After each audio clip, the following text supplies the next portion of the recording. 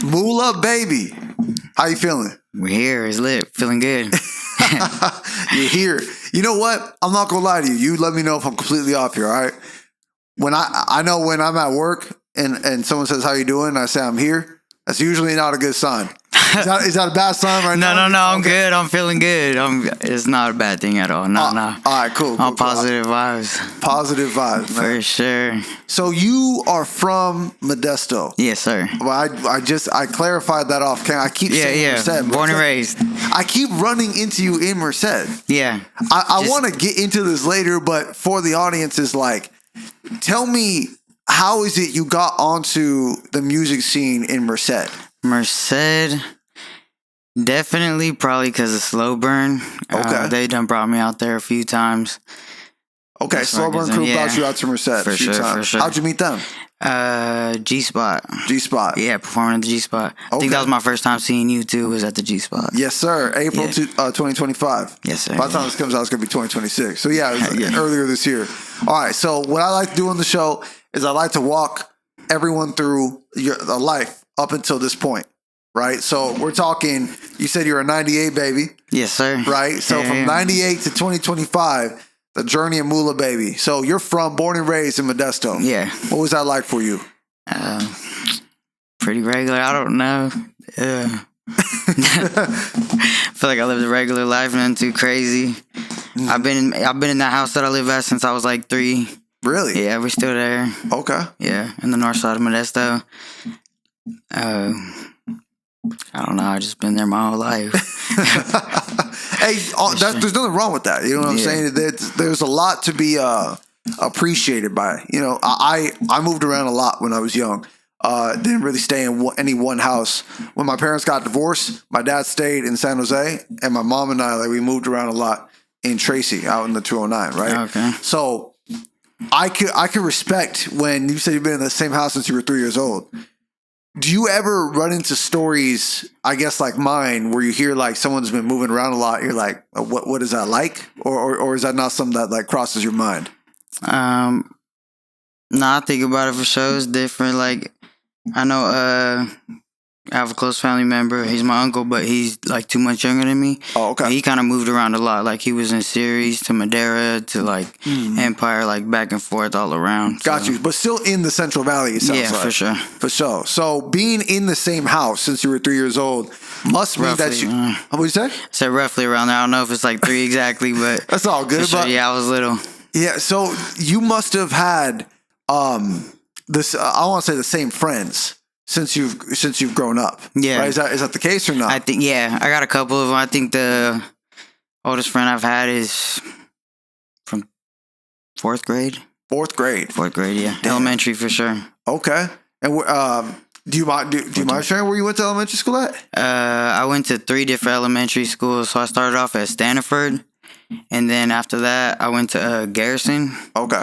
And then after Garrison I went to Beard. For sure. And so where did you meet your friend from 4th grade? The last school I went to, Beard. Okay. Yeah, my boy Justin. Your boy Justin. Shout out Justin. Yeah, shout out Justin. So then, would you say that, I mean, going to 3 different schools is tough. Being in the same house, but then going to 3 different schools, that's tough. I have friends that had that experience. Did you feel like that was tough for you or what? It wasn't tough, but it was different. Like, every school was different. Like, different kids, different type of teachers. Like, everything was different. For sure. Well, did music get not interested. Did music get introduced to you around that time?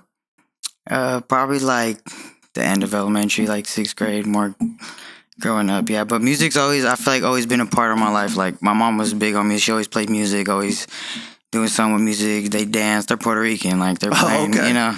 Right. They're dancing at any family function. Shit. All types of stuff. So what's your earliest memory of music? The one that like sticks to you the most? What instruments? Congos. I don't even know what they're called. There's like... You say the Congos? Yeah. That's fire. Yeah. There's this instrument, it's like wooden. It just has like ridges and then like this little comb that he just like brushes on it. Makes a noise. Like maracas or like... Okay. I don't know. Stuff like that, yeah. At that time, did you appreciate it or were you like, man, this is kind of annoying? No, that shit was fun to me. I didn't care. Oh, hell yeah. You know, I liked it. Hell yeah. When did you discover your voice, though? Like rapping wise, I didn't figure that out till like high school. High school? Yeah. Okay. So probably like 2016. 2016? You saying you went to high school in 2016, low-key just made me mad, bro. I was in college in 2016. I graduated 2016. Oh, got you. Okay. So then, you finding your voice rapping didn't come until the end of high school. Yeah, because we would just like freestyle and rap like that, but I didn't understand like recording and figuring out my voice until like I had to do it on my own. Okay. And where was the first time you did that at? This old friend I have back in high school, we used to record in his little closet. Okay. Yeah. Man, what was the first song you ever made? I don't remember the name of it, but I remember the beat. It was a Heaven or Hell Meek Mill beat. Okay. Meek Mill type beat? Yeah, no, it was that instrumental. On that one, okay. Yeah. For sure. Do you, like, what was the first, do you remember the early content of Mula? Actually, before I ask you that, did you always go by MulaBaby? No, it was Shrimp Mula first. Okay, but yeah. Mula was in the title. Yeah, for sure. It was. I'm assuming you love money. Yeah, for sure. Yeah. All right. So what was the content of that early music? I don't even know, bro. So long ago. Yeah, so long. We just anything we wanted, we just rapped. We recorded and rapped more songs than we ever even put out. Right. We didn't even know how to put music out. No, I get you. We were just. I mean, around 2016, that's like peak SoundCloud time. Yeah, for sure. Were you putting shit out on SoundCloud? Yeah, I had a SoundCloud for sure, but SoundCloud didn't last long for me. I don't know why. I was more figured out on how to do it like on YouTube and stuff like that. So I was like converting my audios into a little video so it could even go on YouTube. Okay. Because you couldn't just drop an audio on there. Right. You were early on that wave. Because, I mean, YouTube's been around for a minute. Yeah. But people didn't want to start being YouTubers probably until like 2018-ish. You know what I'm saying? So what gave you that thought? You're like, man, I gotta put this on YouTube, not SoundCloud. YouTube is what I use for my music, what I listen to. That's how you listen to all your artists? Still now, yeah. I listen to everything off YouTube Music. You know what? All right, I gotta ask you, who do you be listening to? It ranges. I like a lot of like Detroit rap, Bay rap, a lot of old shit too. I listen to a lot of oldies and stuff like that. Was there one artist in particular or one rapper in particular when in 2016 you were like, nah, I gotta get in the booth? 2016. Like someone who really inspired you. Nef The Pharaoh was raw growing up for sure. Hell yeah. Man, when I saw Nef The Pharaoh in person once, and I had to do my best to not fucking I don't want to say freak out. That's probably a little too that's doing too much. But I was in college, and that his big song at the time, Big Timing. That just reminded me of being drunk as fuck around a bunch of white boys, bro. Like during the day, I swear they would always play that song. And then it was 2024 where someone's like, "Hey, shout out Jordan Kyle." They're like, "Yeah, Jordan Kyle's doing a video for her song Real with Nef The Pharaoh." I was like, "Oh, okay." So I pulled up. I didn't even know what that meant. I made music for a long time. I did not know that meant Nef The Pharaoh was going to show up there. So we pull up, and he's there, bro. Just regular ass dude. He's hella funny, right? Shout out Nef. So I just crazy that you said that. No, yeah, that's tight. I opened up for him. I think it was last year. Okay. Maybe like October or something like that. Where at? I don't know. Fresno. Fresno? Yeah, I don't remember the club or where it was, what the place was called, but it was in Fresno. Yeah. Damn. It was cool. You have a bunch of I feel like you're one of those people that like got like a bunch of stories just hidden in the tuck. Is that fair or not? Yeah, that's fair. I just like people ask me, I'll be like, oh, I don't know, and then we talk about something, and then I'll remember a bunch of shit, and I'm like, yeah, right. So because opening up for Nef The Pharaoh, especially in Fresno, which is I would say a pretty decent sized market, for sure. That's 2024. You start making music towards probably the end of 2016. Yeah. That's a pretty decent fucking trajectory for a career, right? Tell me about how did you get there? Like, what did it take to get to that point? Honestly, the biggest thing is being consistent. Like, the second you stop, everything stops. Right. You know, no one's going to force you to do it. Exactly. You don't got a boss. Like, you are your boss. You gotta treat that shit like you mean it. And that's just the hardest part in keeping up. And even more now that we got like so many platforms to put out content, you got to keep up with that too. Right. And not only your regular life outside of music or whatever else you're dealing with. Yeah. So I don't know. I feel like being consistent is the biggest thing as far as like getting to where you need to be. Well, that's like we were talking about. That's why a lot of people give up because I'm a fat ass at heart, right? So if someone puts a 8-slice pizza right in front of me, it takes my own discipline to say I'm not going to eat all 8 slices right now. So in essence, with music, like you said, you're your own boss. No one's going to tell you, hey, you got to make a song today. You got to record a reel today. You got to do an interview today. No one's going to tell you that. Not in the beginning. So what was telling you that? What was motivating you to keep going, to be consistent? I just wanted it. Okay. Nothing was telling me. I just wanted it. I wanted to do it. I don't know. I just knew I wanted it. Like, that's what I wanted to do. I wanted to make music. So I did it. It got to a point like I wanted to do it so much I couldn't afford it. So I made a studio like where I could record in my own space. You know, I feel like that stops people too a lot. Like the price of this stuff. Oh, yeah. And not knowing like how to record yourself. Right. I think, you know what? I feel like it's less about the prices and more about the price plus the professionalism. Right. Because like I can pay $100 is $100, right? I could pay this producer $100 for 2 hours of studio time and he's a total dickhead. Or I could pay this producer $200, right? It's more for the same time, but he walks me through everything, right? He mixes it, he masters it and says, hey, this is yours, bro. Right. It's 100% yours.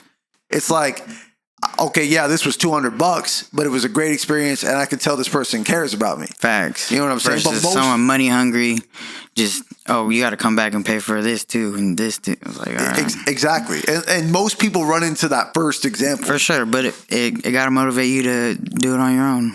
Exactly, right? So doing it on your own, right? You said I remember off camera you were talking about you built a studio, right? What was that experience like? For how long ago did you do that? I feel like I started being real serious about this in like 2019. So maybe like around then I wanted to build this. Well, in my room, I just made like a little corner and it just had like blankets hanged up and like where my mics did. Nothing like real, but we had, I would save the egg cartons and we would staple them to the wall. Hell yeah, bro. Like, that's early soundproof form. shit. Yeah. We used egg cartons and we stapled them to the wall. And then my dad does demolition and stuff like that. So he's like, we could try and like, you know, makeshift something. We did. So we just used a corner. We built 2 walls. And then we put a bunch of this foam up in it. I just moved my mic in there, my laptop, and I just recorded in there. Okay. Figured it out from there. I like that, bro. That's I think it's ingenuity is the word. Innovation. That's the word I'm looking for. Innovation. So that was 2019 when you did that. Yeah. Okay. So 2019. Do you remember the first song you ever recorded in your home studio? No. Nah. How many songs do you be recording? I feel like you're one of those ones I got 200 in the stash.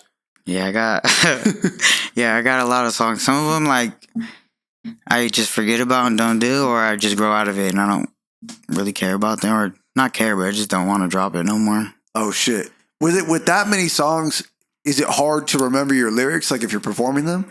No, I feel like it clicks once I hear it. Oh, okay. You know? Yeah. Because I was about to ask, like, if you're like Lil Wayne in that regard. You know what I'm saying? Like, where like someone read him a lyric. I don't know if you've seen that video. Yeah. Someone read him a lyric, and he's like, "Who said that? Who said that?" I'm pretty sure he's. I can see that happen to me for sure, but no, I usually remember like performing wise. I only like if I drink too much, I'll forget my lyrics. Oh shit, it's bad. I try not to drink too much before a performance. Yeah. Is there any reason why? And I'm not trying to get all deep and psychological. No, you're good. Is there any reason why you would drink before a performance, like nerves or anything like that? Yeah, it just makes me have fun, a little more active, and just fun with it. Now everybody feels good when they drink a little bit, but I can't get sloppy because I'm not a sloppy drunk at all, but I don't want to forget my lyrics. That's sloppy to me, you know? I'm there to perform, so I got to be. You recently had a performance at 1012. Yeah. Right? With Dom, right? Shout out Dom. Right, shout out Dom. On camera, right? What was that experience like? What, like prepping for the show? It was fun. I knew it was going to be a good time. We like to go there and just hang out sometimes too, so it's a cool spot. Shout out 1012 for sure. It was cool. We just, you know, pre-gamed a little bit, have fun. We had a cameraman with us. We shot a video. So me and Damo got a video coming out. We had all of our friends out there. Everybody having fun. So it was just real natural. Like, it just felt good. We was having fun. So leading up to the performance, we was already ready to go, you know? We was having fun from the jump. Man, you guys shot a video over there. What was the song? What's the song name? It's called Members. Off your most recent tape, Yeah, right? Motown Mula 2. Hey, everyone, Members. right now, stop Featuring what you're doing. Damo. Check out Motown Mula 2. Hell yeah. When did the first one come out? Last year, 2024. Man, you work fast. I tried to. What's your process like when it comes to writing a song? I feel like I get this question a lot. I don't know. I write my bars in like 4, so if I don't even know my process. I just rap. You just rap? I was gonna say, like, are you the type, like, if I put a beat on, like, you just go in there, you start freestyling, you just keep doing punch-ins like that? I can do that, but if I want to write, now I'll write a whole 16. And but if we just want to freestyle and have fun, then yeah. But I like writing. Okay. What's your favorite song of yours? My favorite song. Damn, that's a good question. My favorite song, I like "Rock With Me." It's on my new tape. Yeah. I like that one a lot. Yeah, I like that one, and I like dang, what's another one? That's got to be my top one for sure. Now, Him's really good too. Okay. And I saw you perform at Cien Ojos. And you performed, I want to say it was a Not Like Us remix. Yeah. Okay. Tell me about that. From the moment Not Like Us dropped to the moment you dropped your remix, when did you say I gotta hop on that? I don't know. When that song dropped, I really liked it. I'm a fan of Kendrick, so that shit was hard. Yeah. I've been doing Mula mixes. Like, I like to remix stuff, so that was one that I was like, I think I'm gonna just do it because people were already doing it. It was already like a trend, so I was like, I'm gonna just drop it and do it. But then he made it to where, like, you can use it for your own stuff, like not get flagged. Yeah, you know. So then I was like, well, I'm gonna really drop it too. So I just did it, and then I recorded a little mic drop in the car driving. We were driving on the way to the G spot. Yeah. To a performance actually, and I had the mic right there, and I just recorded that video on the way there. Oh shit! Dropped it, and it was cool. That's fire, bro. That's fire. I remember hearing it. I was like, man, he's gassing this. I like that a lot, man. What would you say? Because I asked you your favorite song, right? I like that you said "Rockin' With Me." What's one line or even like 4 bars that you wrote that like stick with you a lot? It could be the most emotional or like the hardest one, something that surprised you. Damn. I know it's a tough question. That's a tough one. Yeah, I got a lot of songs to choose from. Yeah.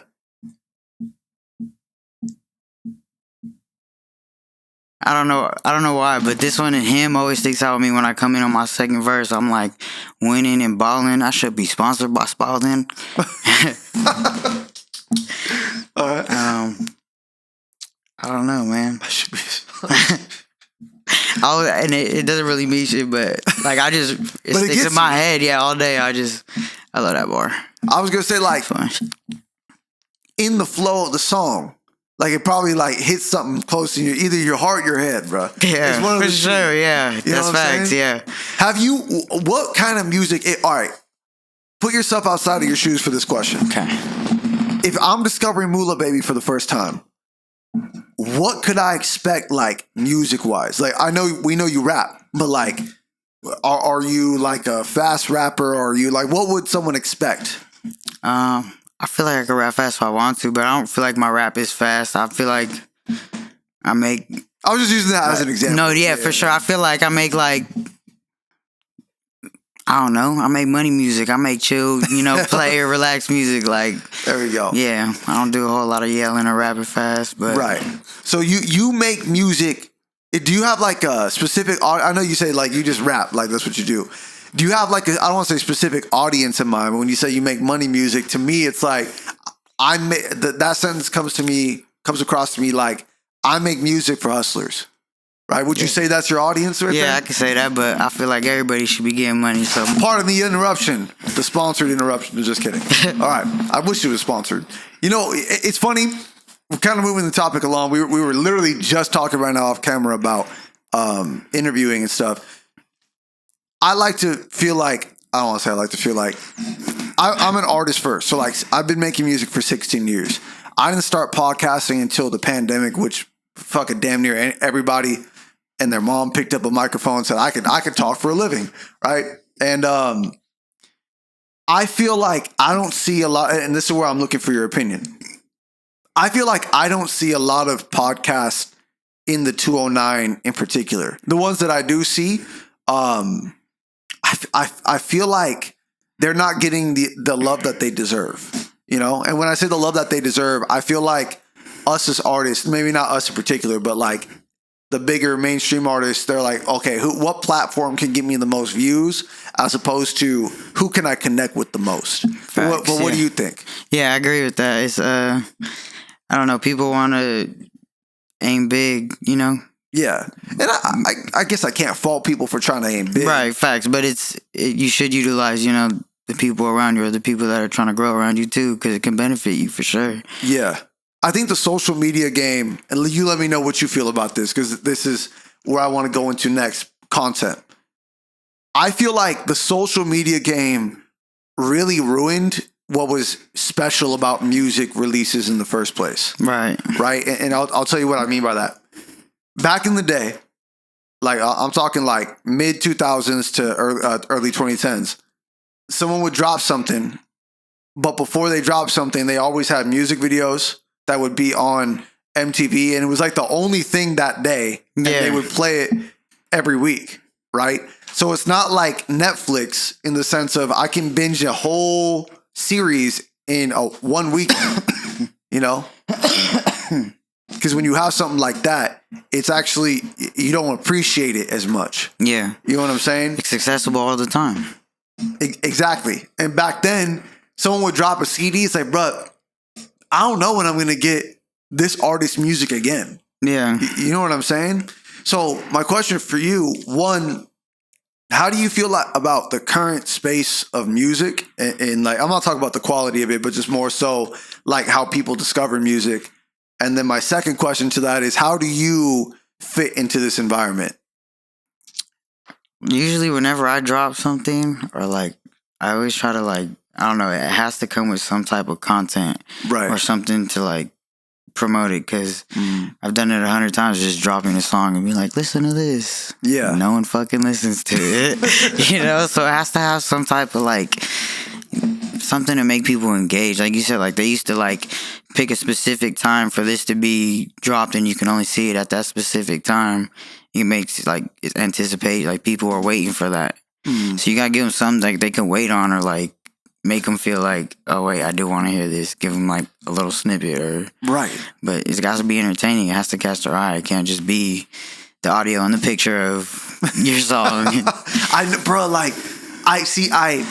I totally agree with that, and I get caught up in that sometimes. But you're so good at content. Like I've been seeing your content, and like even just like I feel like you understand, like your life is content. You don't gotta make it music related.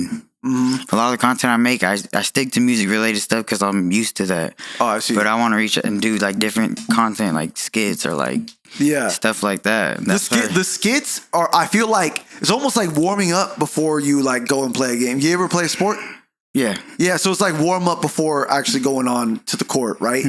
Because like the skit kind of breaks the ice, breaks the tension a little bit, where it's like, all right, let's all laugh, whatever. People might not even fuck with it. They might even think it's like corny and cheesy or whatever. But like, you gotta get the corny and cheesy shit out of the way so that you know what to do for the next time. You know what I'm saying? Like, thank you for the compliment. But when I first started arguing with myself on fucking video, the first couple of times I'm like, this is stupid as fuck. But I said, let's let the people decide if it's stupid, right? If they decide it's stupid, then I adjust, right?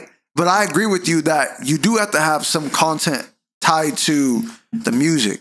And you let me know if you agree or disagree with this statement. The thing that I don't like about this landscape is that you and I and Dom and all the other artists that we know, we are on the same playing field as like the Kendrick Lamars, and the other major artists at the same exact time. So what I mean by that is, if Kendrick drops the same day I drop, I'm fucked. Right. All right. My song, Favorite Word in 2024 came out the same day Drake's Family Matters came out. Nobody gave a fuck about my song. Not because nobody gives a fuck about me, but because the algorithm pushed everybody down to the Drake and Kendrick funnel. You see what I'm saying? Yeah, it was that, like, the world turned into their promotion. It was so big. Like, it was the algorithm for that is like, there's no chance of really like Of anything. Yeah, there's no chance. Everybody's so focused on it. Not only that, he's not just dropping a song, he's responding to something. Right, of course. You know, there's a whole lot of shit going on between them, so it was like, yeah, all eyes on them. Yeah, that makes sense. But I guess what I'm saying, going back to the like the MTV example, back when we had channels, bro, you had music channels, you had Cartoon Network, you had Nickelodeon, right? So if we're all on the same. Yeah, but I mean, you could have two things happening at the same time. But back then, if you ever have I think they call it DVR, where you can record some shit. Yeah. So it's like, all right, look, I'm gonna watch the SpongeBob thing in real time. I'll DVR this music video. I'll go watch it on YouTube. That was cool because imagine in this same playing field where it's like, all right, MulaBaby's my friend. He's on channel 16, but the Drake and Kendrick battle is on channel 24, and they're happening at the same time. I will record the Drake and Kendrick battle so I can watch my friend first. Now, that's not even the case. Like, if you go on Instagram right this second, you most likely will see maybe one friend of yours, and the second you scroll, it's whatever your algorithm is. Yeah. So I just don't think that's fair. Yeah, that's facts, because the amount of people, like, somebody follows your stuff, you don't ever see that many on your feed. Nah. And also, like, if you think about, all right, think about the amount of, do you like send reels to your homies sometimes? Yeah. How many of those people that you send that do you follow? Probably not a lot, right? Yeah. Same here. I be sending shit all the time. I'm like, oh, this is funny. I don't even like or comment on this. Yeah, me either. That's true. So that, when I want you to tell me what you feel about this. I feel like most artists get discouraged by like the number of likes or views or plays that they get. Yeah, people can say they don't care all day, but you do care a little bit, you know? It's like, feedback is good, you know? People will like it, then it makes you feel good. Like, dang, I can make a better version of this or something else. Right. But sometimes when you don't get that recognition, you're like, what the fuck am I doing? Right. Do you ever get discouraged by that? Yeah, for sure. That happens all the time. I feel like that's regular. How do you deal with it? I just try to ignore it, do better. I gotta, ignore your feelings. I gotta do better. Yeah, okay. If I feel like I'm like, damn, this didn't do that good, I'm like, all right, on to the next. Like, probably not gonna make a song like that again. I feel like, first of all, I respect that mindset. I feel like it takes the majority of people to like build their confidence to get to that mindset. Because most people start with that like doom and gloom cycle of like, no one fucks with me, I'm gonna give up. Someone gives you a compliment, and then now you're at your peak, and then you go through it all over again. You know what I'm saying? Mm-hmm. And sometimes it's not even like people not engaging with it. Like, it could even be just the time you posted it. It could have nothing to do with the content you made, you know? Right. It could just literally be just off the time you posted it, and no one cared about it. Or like you said, dropping it around something big. Mm-hmm. Have you noticed like a trend in your content of like what works the best for you so far? Like, is it the mic drop performances? Yeah, stuff like that where I'm like, my face is like in the camera and I'm rapping like to the camera. Mm-hmm. That gets the most engagement for sure. Most engagement for sure. So what was the first one you did? I feel like I'd be asking you all these questions like, damn, bro. No, it's good. I gotta think about that. I should know these. I don't know. I think I picked it up around my Motown Mula one, the first one. I started making videos like that for it. I know I've done it before that, but that's when I got like consistent, when it was like, this is working out for me. Hell yeah. So you said you wanted to go into like different content, like skits and things of that nature. What, if you had to pick one creator, now I don't want to say to copy off of, but like to get your influence from, like I don't want to say a major creator, but for lack of a better word, like a major creator that most people would know, who do you feel like you'd be most influenced by?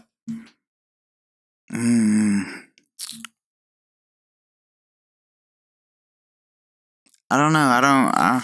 I'm not even too familiar with a lot of the like people that make skits names. Like I can like as soon as I see them, I'll know. I'll be like, right. he's funny, but I probably don't even know. See, that goes back to my point, yeah, right? for sure. I don't know. I like funny skits, like stuff that is like real life or like relatable. Relatable shit for sure. The shit that I gotta get better at, man. Tell me if you would make this stuff like this. Today, I was scrolling through and I saw a whole bunch of like all right. The content for here would be if I took my phone out right now and I start recording. So this is what a day in the life of an interviewer looks like. Like that's what I see people are making more of now. Is that they're performing, not just performing, posting the behind the scenes and the how tos of shit. Would you be interested in doing stuff like that? Yeah, that'd be cool. Honestly, breaking down stuff. People do that, like the what are they called? Like the streamers? Day in the life and stuff like that. Day in the life. They just show Vloggers. yeah. Show what they go throughout their day. See, I don't know if I can. I feel like vlogging is. I don't want to say it sucks the joy out of life, but it takes a specific. That is, like everything's got to be. No, content. it's definitely got to suck the joy out of it. But like, there's no way you could just. All right, hold on, let me get my camera. That's what I'm saying. Hold on, let me get this. Especially if you're around the vlogger, it's like, but I can't even tell if you're enjoying this moment or the camera's just, because people switch up the second the camera goes on. Yeah. And sometimes I get it, but other times I'm like, this moment didn't really call for that. You know what I'm saying? Okay, yeah. Has there been, I need to ask this because you strike me as like a positive person, but I have to ask, has there been any outside of like the numbers, has there been any discouraging moments in your music career so far? Like, man, like this person snaked me out of a show. And I'm not talking about beef. I'm talking about like promoters maybe snaking you out of a show or like someone doing you dirty for a song or some shit like that. Nothing too much like that. I don't really do bad business, so I don't run into it too much. But I fuck with that answer. One time, he said my business straight. I like that. One time, I did have a videographer. He was just like catting off when he had my video for a while. He didn't give me it. And then like I was just asking for it. He was supposed to shoot another one on top of that. So he owed me 2 videos. Barely gave me the first one and then just like ghosted me. Damn. So I just like, I don't want to work with you ever again. Right. It's tough in a creative business, bro. It's really tough, right? It's cool. I don't know. I guess he needed the money or whatever he felt like he needed to get over on me for, but I don't like it. I just nipped that shit in the butt. Like, I don't like that shit. Hey, I hate when things go like that. I'm like, just don't even talk to me. Right. Establishing boundaries is important. For sure, yeah. Right, like send this line of like, hey, like this is what I'm cool with and I'm not cool with this, and then not moving forward with any more business. All right. We're going to move into the final segment of the show. Just rapid fire questions, all right? I'm going to ask you favorite, least favorite, all types of shit, okay? Okay, I'll do my best. All right, MulaBaby, who is your favorite artist? Favorite artist? I like Wiz Khalifa a lot. Wiz Khalifa. Honestly, I would have put him in your top 5. I feel like he's going to say Wiz Khalifa. I won't say why, but I was like, I feel like it's Wiz. All right. Who is an artist that you wish you heard from more? Oh,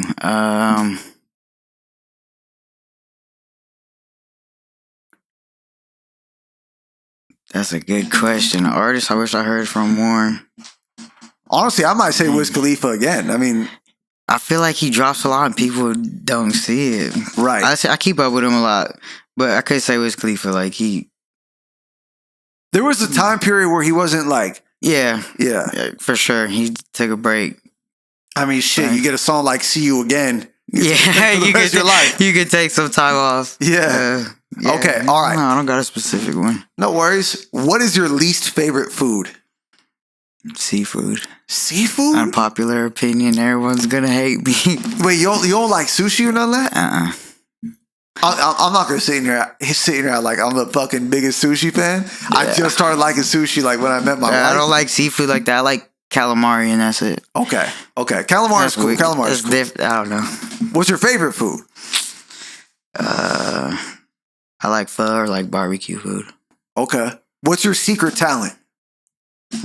Secret talent? Like, can you cook really well? Or I think I could cook. Yeah, for sure. What's your best dish? This dish my dad showed me how to make. It just has like potatoes, meat, bacon, cheese. Okay. It's just like all put together. If you couldn't do music at all for the rest of your life, but you could pick any job in the world and make $20 million a year, what would it be? An actor. An actor? Yeah. Okay. What kind of movies? Comedy movies or scary movies. Scary movies? Yeah. All right. Movies come with like tropes. Like I feel like Hollywood likes to put people in boxes. I'm not a fan of it, but if you had to put yourself in a Hollywood box, right? Like what character do you feel like people would? They would like categorize me in? Yeah. I don't know. They'd probably put me in like some cliche gangster role or something because I have tattoos. I like that. I like that. What's your favorite movie?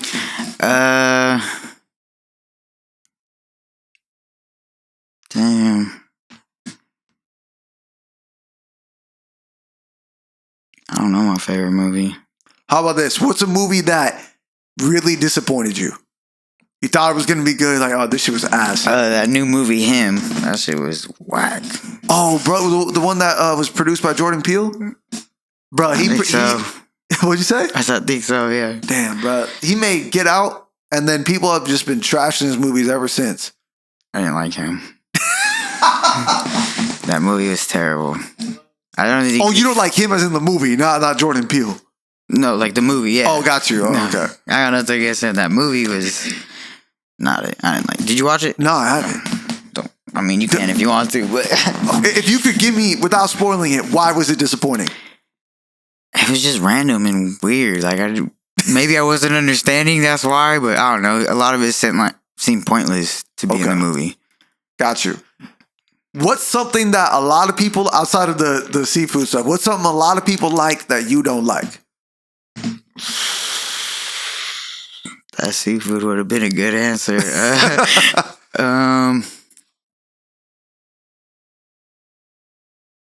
don't know. How about, let me flip it. What's something a lot of people don't like that you like?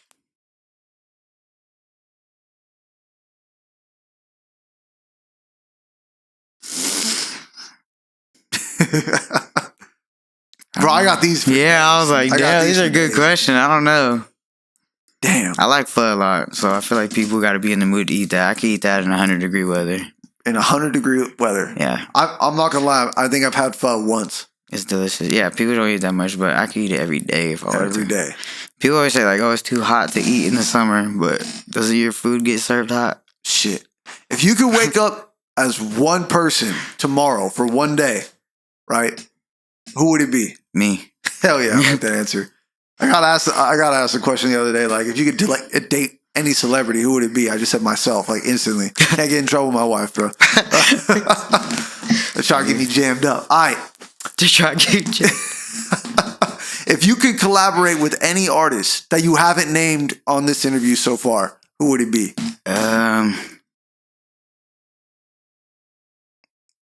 AFM Peso. Okay. Why? I really like his music. I was gonna say that's probably the obvious answer. Yeah. He's fire. Okay. What? All right. If your label, like, let's say you were signed to a label, and they said, all right, we're trying to break you mainstream. Okay, you got to collaborate with one of the pop stars, quote unquote. What pop star would it be? We're talking like Ariana Grande, Sabrina Carpenter. I can only name like 4 more after that, but yeah, I was saying I don't even know. Fuck. You know what I'm talking about, though, right? When they put like Kodak Black on one of those songs. Yeah, like Maroon 5. Ed Sheeran. Ed Sheeran? That's a fucking good ass answer, bro. I can actually hear your voice on an edge, like a guitar. Yeah. That's fire. All right. My last question for you, okay? If you want someone to become a fan of MulaBaby tomorrow, okay, give me the 5 songs that they need to listen to. Motown Mula 2, all 5 songs. Hell yeah, that's what I'm talking about. Tell the people where they can follow you at. You can follow me on Instagram. I am Mula. I'm on all platforms.